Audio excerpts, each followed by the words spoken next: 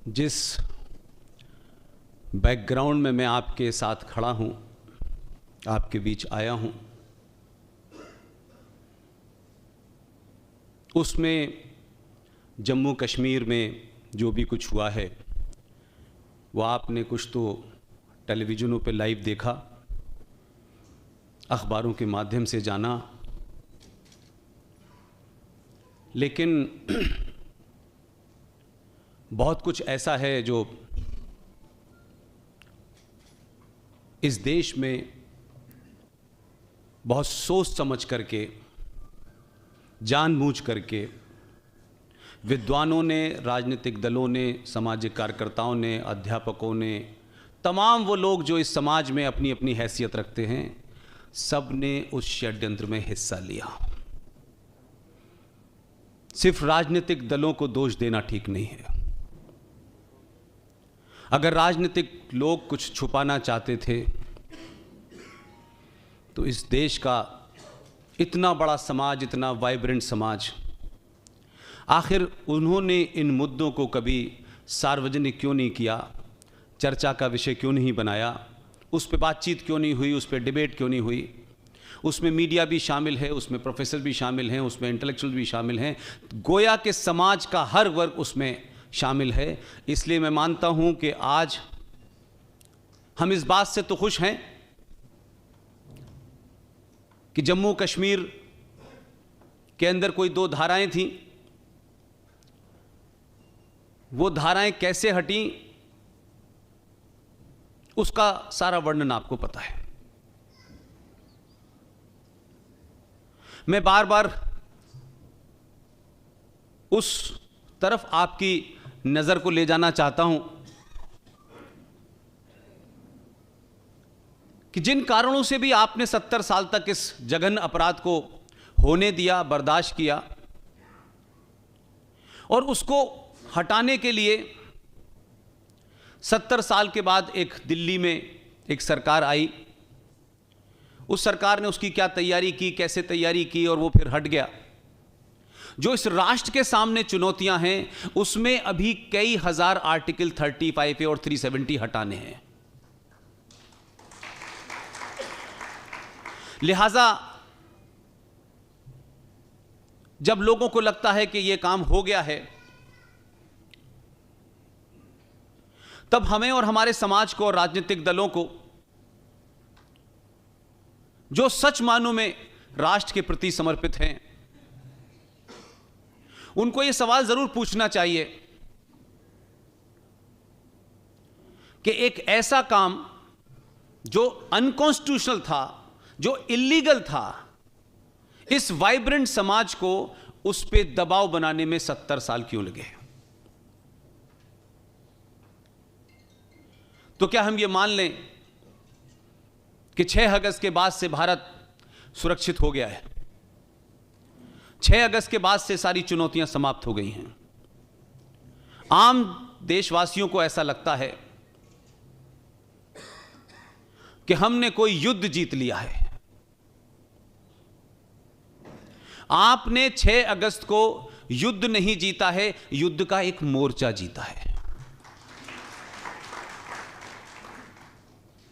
बल्कि 6 अगस्त के बाद जो कुछ भी आप आज देख रहे हैं, पड़ोस में क्या हो रहा है, कश्मीर में क्या हो रहा है, देश भर में क्या प्रतिक्रिया आ रही है, मैं मानता हूं कि 6 अगस्त के बाद भारत के सामने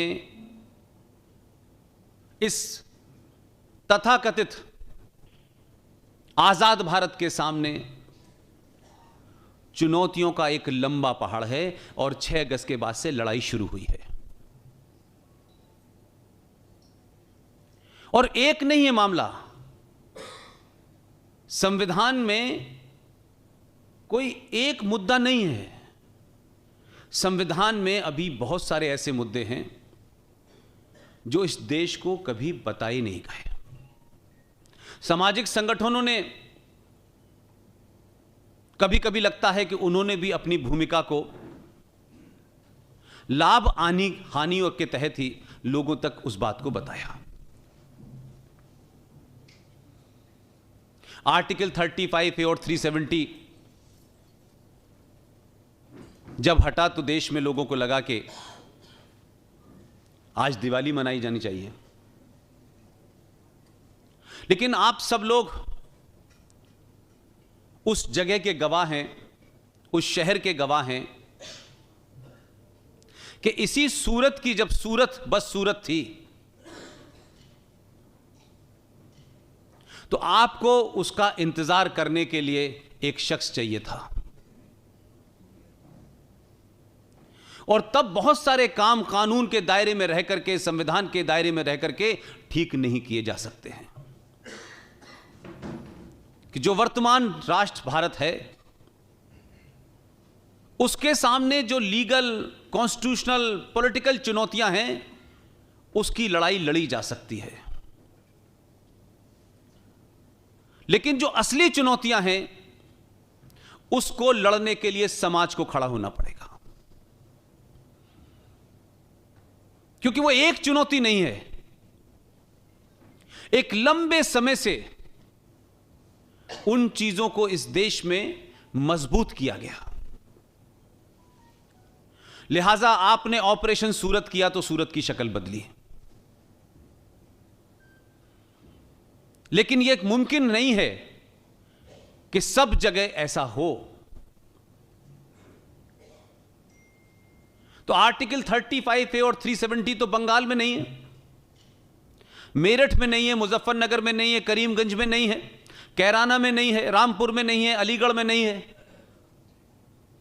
फिर ये कौन सी राजनीति का हिस्सा है कि ये समाज डरा हुआ है और राजनीतिक दल और सत्ता में बैठने वाले लोग इतने बौने हैं कि जिस देश भर में 500 कश्मीर 70 साल में बना दिए गए हों, जहां भारत सरकार की रिट न चलती हो, समाज के लोग कानून का पालन करने से डरते हों और एक नियंत्रण भीड़, एक अनार्किस्ट इस देश में अपनी ताकत के बल पे कानून भी बनवा रहे हैं, सरकार को भी डरा रहे हैं, सुप्रीम कोर्ट को भी डरा रहे हैं और पुलिस भी उनसे नहीं डर रही है। ऐसे हालात में आप सारे काम कानून से नहीं लड़ सकते।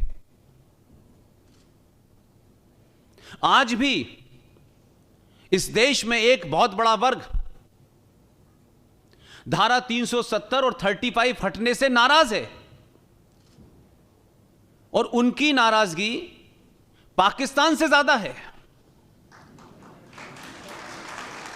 उनकी नाराजगी बांग्लादेश से ज्यादा है। यह आप ही के देश में हो सकता है, क्योंकि 70 साल में जो आपने सत्ता का एपरेटस बनाया है, सत्ता के इर्द गिर्द पूरा समाज, हर एक को सत्ता से कुछ ना कुछ लेना है। जो रिटायर हो गए हैं उनको पार्किंग चाहिए। लिहाजा हम सच बात कहने से न सिर्फ कतराते हैं, डरते हैं, यह हमें मानना चाहिए। लेकिन मैं और तमाम वो साथी जो पूरे देश में हम लोगों के साथ हैं, कुछ को आप टेलीविजन पे देखते हैं, कुछ को कभी किसी के साथ देखते हैं, अलग अलग जगह में जा रहे हैं, अलग अलग विषयों पे बात कर रहे हैं और ये देश उनके साथ खड़ा हो रहा है।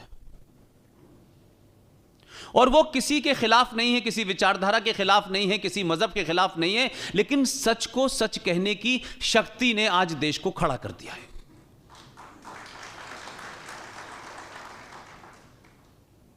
तो आर्टिकल 35 पे हटा।